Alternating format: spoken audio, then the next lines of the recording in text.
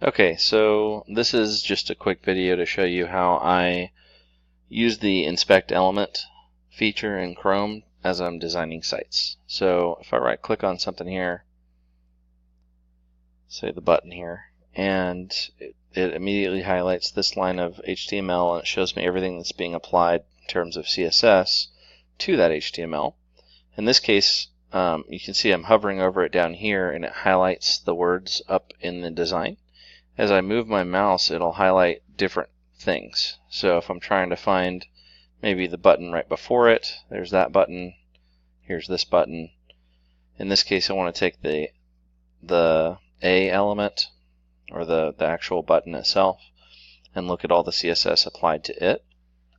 So in this case, let's say I wanted to just change like the border size, and I could click in here and I can either highlight and type, or I could use the mouse, the arrow keys, and you'll notice that it just does it in real time on the screen.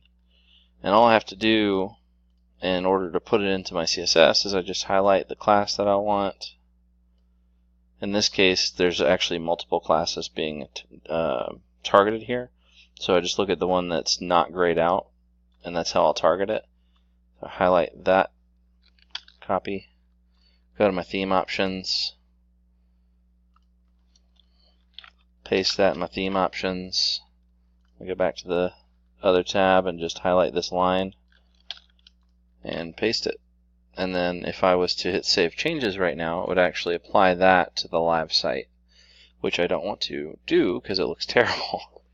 But that is how you design stuff in Chrome using the Fusion Builder. You don't have to do anything fancy. It's got like a little autofill thing down here as well. So like if I wanted to say font size 30 pixels, something like that, font, and I've got all these different options here. So like font weight, bold, that kind of thing.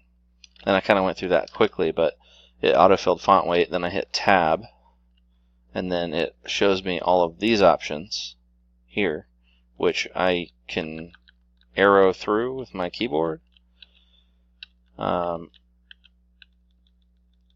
I can actually put in like B for bold, and then it'll kind of start autofilling that one, and I hit enter and it just fills the rest of it in, which allows you to move really, really quickly when you're trying to style stuff.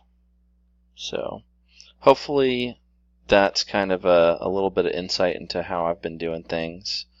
It's just really easy to copy and paste your changes. You can copy multiple lines if you want.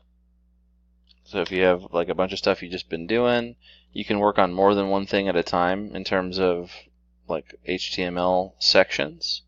So like let's say I wanted those changes, but then I want to go up here and see what this text looks like if I make that bold too.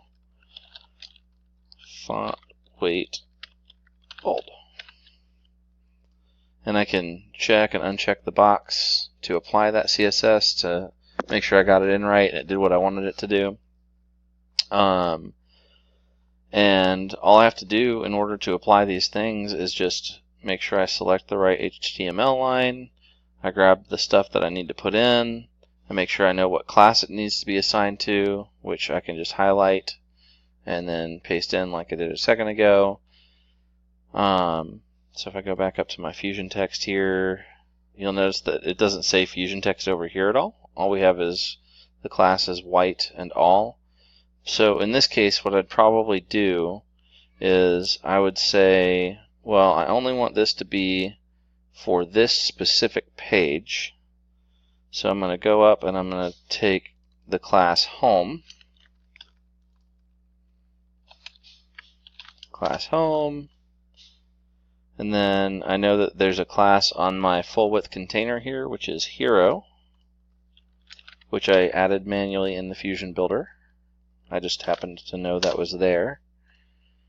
And then I want to hit the class Fusion text.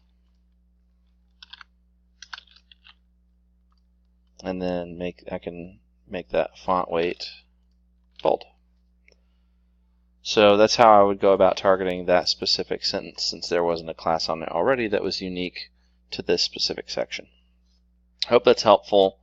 I'm not sure if that sounds like a pain in the rear for you or not, but it makes it so that you can just build everything in Fusion Builder and in the theme options without having to have a child theme, which is what causes a lot of the trouble that you run into whenever things are caching and things like that, because it's caching some of the files, and there's file versioning, and that's a whole thing. So this just kind of bypasses all of that.